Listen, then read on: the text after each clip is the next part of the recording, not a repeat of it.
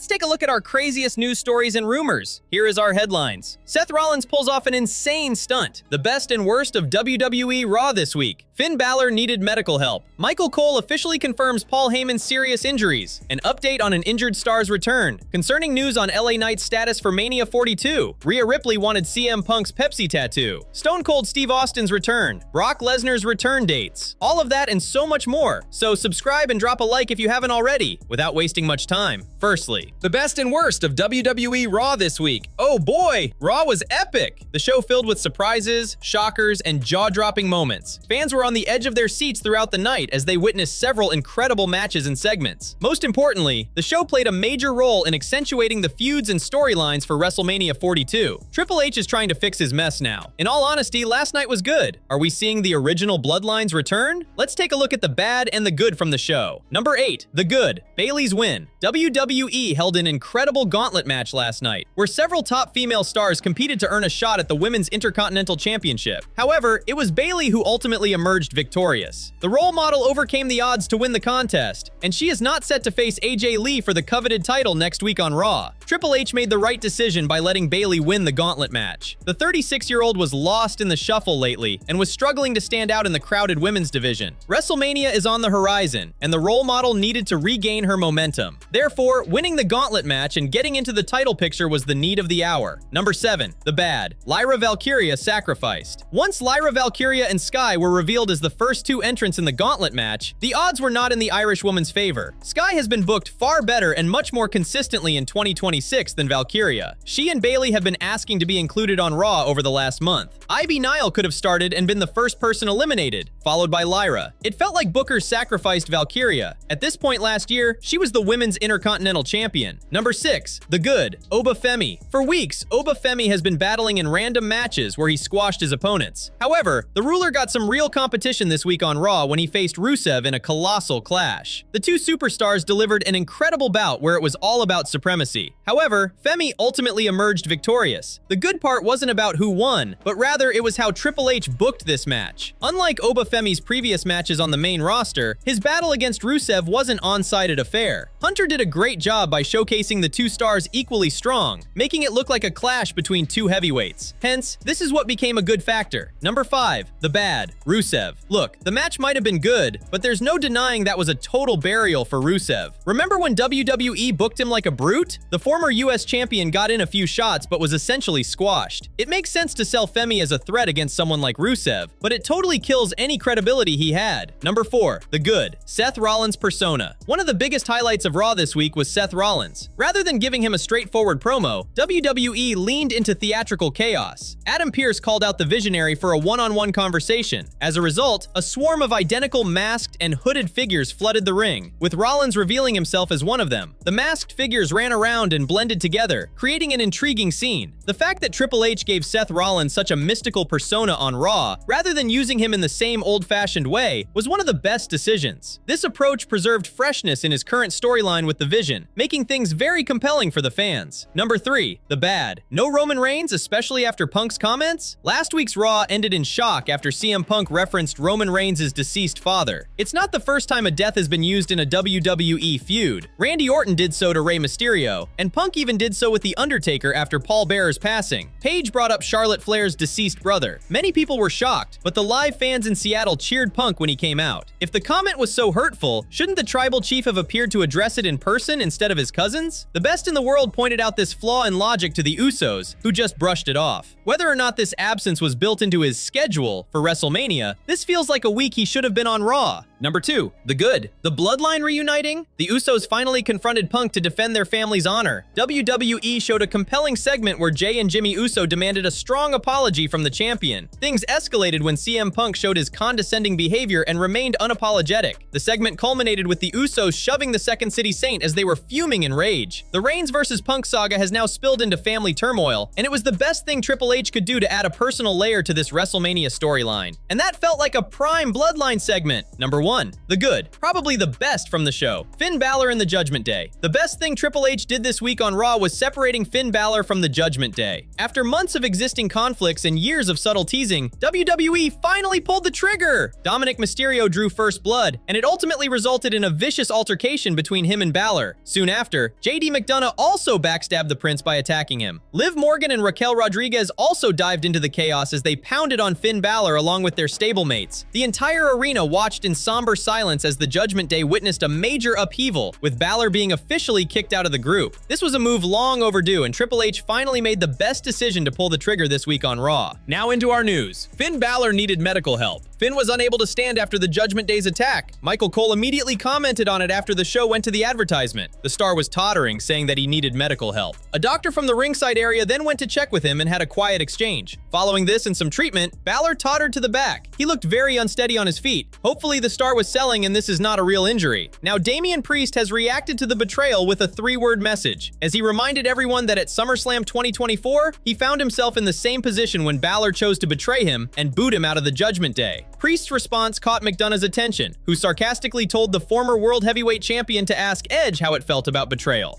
Priest was responsible for kicking Edge out of the Judgment Day. This saw Mysterio take a subtle dig at the Rated R superstar, as he addressed him with his real name, the one which he also uses in AEW. Next up, Michael Cole officially confirms Paul Heyman's serious injuries. Michael Cole and Corey Graves were at ringside for WWE Raw at the commentary table, where they announced the update on a top name's injury. The legendary Hall of Famer is officially injured heading into WrestleMania. Paul Heyman was left alone in the ring after Seth Rollins and his masked men were able to distract security and different members of the Vision, meaning that he was without anyone to back him up. Rollins finally came himself, unmasking to reveal that it was him, and then attacked Heyman. He took him out and hit him with the stomp, taking out the anger that had been brewing since Rollins himself had been taken out following after he had been injured last year. Rollins did not have the best time as he had suffered a shoulder injury, and on top of that, the rest of the Vision turned on him just as he was addressing fans. Braun Breaker took him out, and the rest of them all supported him, including Heyman. Now Breaker and Bronson Reed are both injured, but Rollins returned and attacked Heyman after weeks of bothering the other stars. Now Michael Cole has announced that the star is injured. He said that Heyman had been taken to the hospital, where he had been diagnosed with a cervical spinal contusion, facial lacerations, and a deviated septum. As such, there is no telling when he will return or what will happen next. Michael Cole said he is out indefinitely, with no timeline for his return. The coming weeks all lead to WrestleMania, so in that time, Logan Paul and Austin Theory may be left without guidance as they try to face whatever Seth Rollins has prepared alone. It seems to be heading towards a match between Rollins and Paul at WrestleMania, unless Braun Breaker can return in time. Next up, an update on an injured star's return. There has been a major update on an injured WWE star's return to the company. The star in question has not competed in a match since 2025. Zoe Stark tore her ACL during her Money in the Bank qualifying match last year against Rhea Ripley and Kairi Sane on the May 19th, 2025 episode of WWE Raw. According to Sean Ross Sapp on the latest edition of Fightful Select Answers Q&A, Zoe Stark is still months away from her return to action. The report also noted that Stark has been rehabbing her injury at the WWE Performance Center in Orlando, Florida. Stark was a member of the Pure Fusion Collective faction with Shayna Baszler and Sonya Deville. Baszler and Deville both departed the promotion last year. Stark was introduced on the main roster as Trish Stratus's protege, but wound up betraying the Hall of Famer at Payback 2023. Stratus has not competed for the company in a match since her loss to Tiffany Stratton at Evolution 2025. Zoe Stark shared an update about her recovery and some of the complications she has had to deal with so far. The former NXT Women's Tag Team Champion shared a video on social media disclosing that she was upset about potentially having to have a knee scope done, which would delay her recovery. However, Stark revealed that she was able to avoid that procedure and has a full range of motion in her knee. But now we're back on track. That did not have to happen. Thank God. Now I'm running, I'm jumping, I have full range of motions. Things are going great. Honestly, I'm happy. I'm blessed. I really can't wait to get back into the ring and get back to you guys. So that's all. Stark out, she said. Zoe Stark signed with WWE in 2021, but has never won a title on the main roster. It will be interesting to see when the veteran will be able to return to the ring down the line. Next up, concerning news on LA Knight's status for Mania 42. There has been a concerning update on LA Knight's status for WWE WrestleMania 42. The show of shows will air live next month from Allegiant Stadium in Las Vegas. According to WrestleVotes during a Q&A session on Fightful Select, the promotion could be waiting for Braun Breaker to return from injury to decide on plans for LA Knight at WrestleMania 42. If Breaker is cleared to return return to action in time for WrestleMania, he may be named as Seth Rollins' opponent. However, if Breakker does not return in time, Brock Lesnar could go after Seth Rollins to avenge the attack on Paul Heyman. Lesnar has already issued an open challenge for WWE WrestleMania next month. WrestleVotes noted that Knight could be in trouble if Breakker does not return, because that would mean it would be Rollins versus Lesnar and the Usos against the Vision, leaving the megastar as the odd man out. LA Knight was eliminated by Logan Paul in the men's Elimination Chamber match. Seth Rollins returned from injury during the bout and attacked Logan Paul. Randy Orton wound up winning the match and is scheduled to challenge Cody Rhodes for the undisputed WWE Championship at WrestleMania 42. Rhodes defeated McIntyre this past Friday night on SmackDown to become champion once again. Next up, Rhea Ripley wanted CM Punk's Pepsi tattoo. Rhea Ripley has become one of WWE's biggest stars, but long before she was dominating the women's division, Mommy was just another wrestling fan who idolized some of the same names that many fans grew up watching. Ripley recently made an appearance in Las Vegas during the Zuffa Boxing 4 event on Paramount Plus, which took place at the UFC Apex on March 8th. The WWE Women's Championship #1 contender was in attendance, alongside fellow WWE superstar Grayson Waller, to support Australian boxer Jai Opetaia, who defeated Brandon Glanton to become the first ever Zuffa boxing champion. While at the event, Ripley briefly appeared on social media personality Nina Drama's live stream on Kick. During the conversation, Ripley opened up about being a wrestling fan growing up and revealed just how big of an influence CM Punk had on her when she was younger. Ripley explained that Punk's straight-edge persona and signature Pepsi tattoo made such an impression on her that she once considered getting a similar tattoo on her own finger. "I wanted to because I grew up obviously watching wrestling. Punk was one of my favorites." Ripley went on to explain that the idea was inspired directly by Punk's iconic body art, which has long been associated with his straight-edge lifestyle and rebellious character in professional wrestling. "I wanted to get a Pepsi tattoo on my finger. A Pepsi tattoo on my finger. Yeah, because he's got the big Pepsi tattoo. Because he's straight edge, and I was like, I love CM Punk. I want a Pepsi tattoo. I didn't even drink Pepsi back then." Ripley's comments offer a glimpse into her early fandom and how influential figures like CM Punk helped shape her connection to professional wrestling before she ever stepped into the ring herself. Today, Ripley has built her own legacy in WWE as one of the most recognizable stars in the company. From dominating championship runs to becoming a centerpiece of major storylines, she has carved out a reputation as one of the most powerful personalities in the women's division. Even so, stories like this remind fans that many of today's biggest WWE stars once looked up to the same legends that inspired an entire generation of wrestling fans.